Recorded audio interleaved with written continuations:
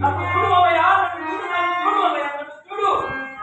నా మీద మీకు కోపం లేకపోతే నాతో మాట్లాడు మామయ్య, నాతో మాట్లాడు, నాతో మాట్లాడు మామయ్య, నాతో మాట్లాడు. అయినాదుడు మనకి తెలియదు.